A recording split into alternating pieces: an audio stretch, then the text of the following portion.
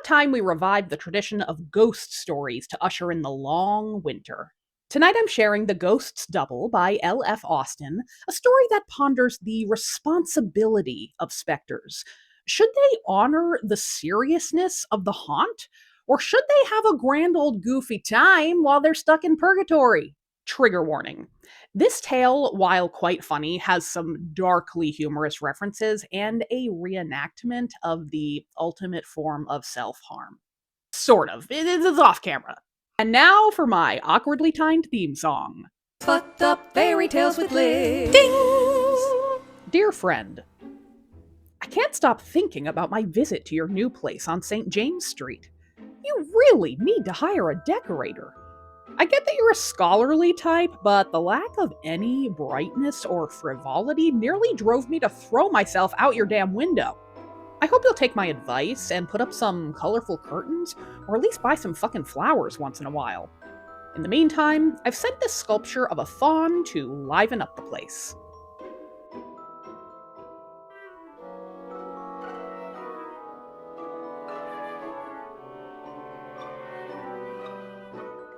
Ugh, I hate it.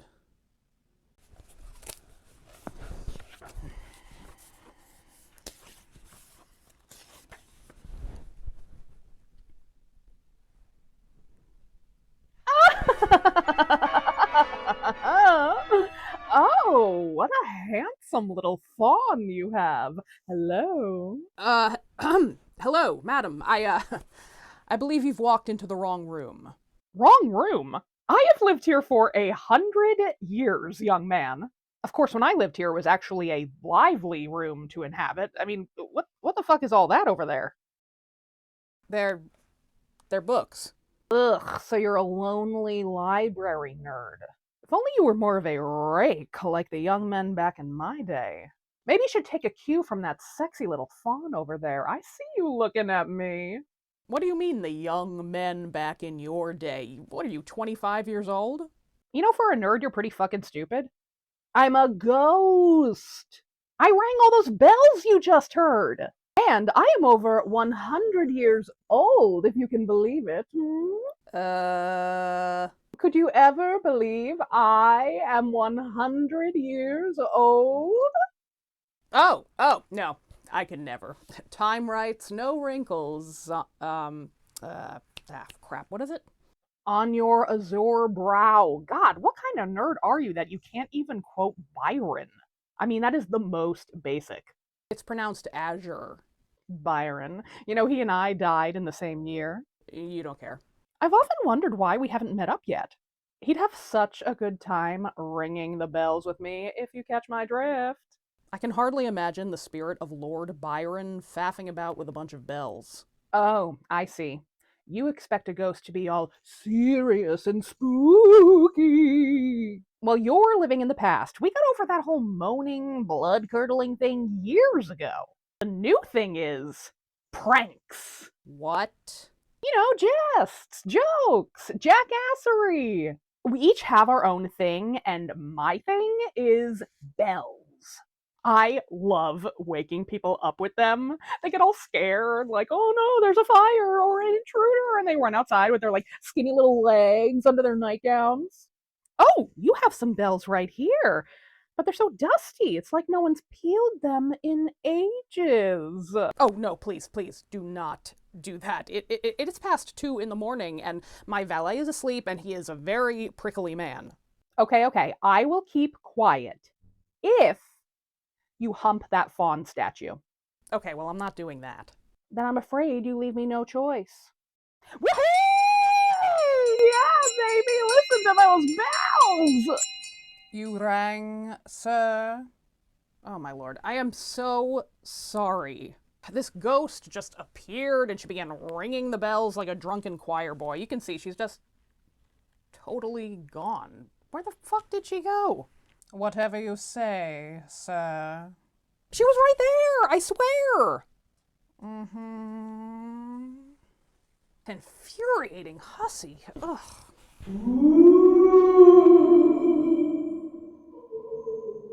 Oh, there you are. You know, you woke up my valet, and now he's definitely gonna spit in my coffee in the morning.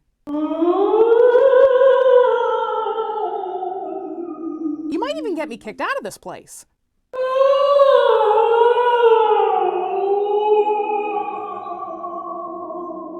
My, you have certainly changed. I have no idea what you're talking about. Just minutes ago, you were dancing around the room, ringing bells like a maniac. What's with the mood? Ugh, that wasn't me. Ha ha, you were just here, daring me to hump my statue and mispronouncing words. Stop prattling! Yikes! I thought you were done with the whole spooky, scary thing. I'm telling you, that ghost was not me. That spirit is my double. Look at me. Really look at me. Do I look like the sort of ghost who rings bells and desecrates fine art?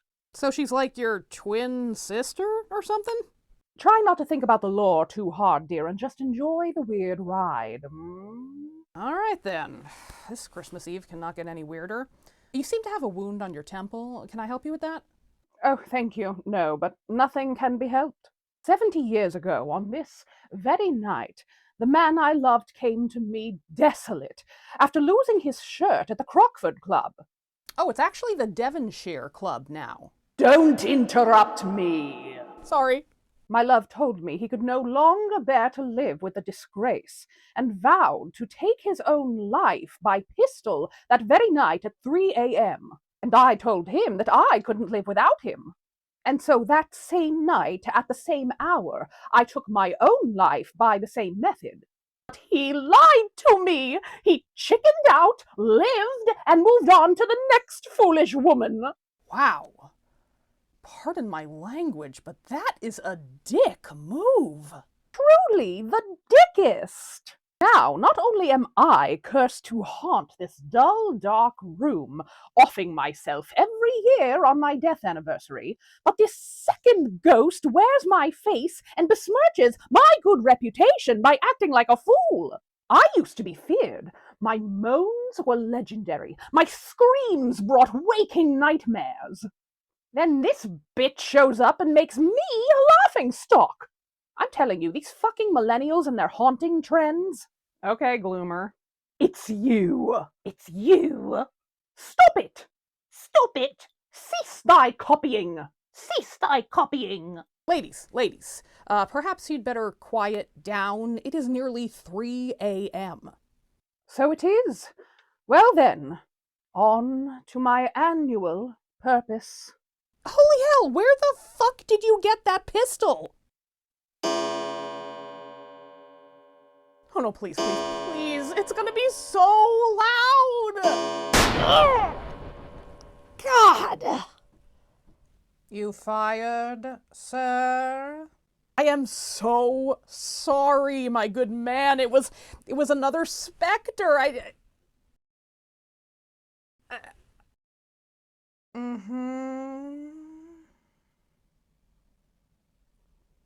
There were two of them this time. There were two of them. There were two of them arguing. Perhaps to bed, sir, where everyone else is at this hour?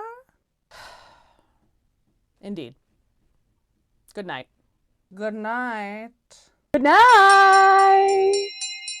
Thank you for watching. If you would like more Christmas ghost stories, silly or serious, please follow me here, and also follow me over at Patreon, where my $5 tier gets access to my Fucked Up Fairy Tales podcast, and I am indulging in more longer ghost stories for the season over there. And if you can't afford that, I totally get it. I do have a free tier, and that's where you can get access to my newsletter, which might be a good thing for you to be a part of, because I don't know what the status of some of these apps, especially the clock ones, are going to be in the new year. And I don't want to lose touch with you, because if you haven't heard, I wrote a book based on my Fucked Up Fairy Tale series. It's coming out next fall, 2025, and I don't want any of you to miss it, all right? So yeah, find me wherever you're online, because I'm probably there too.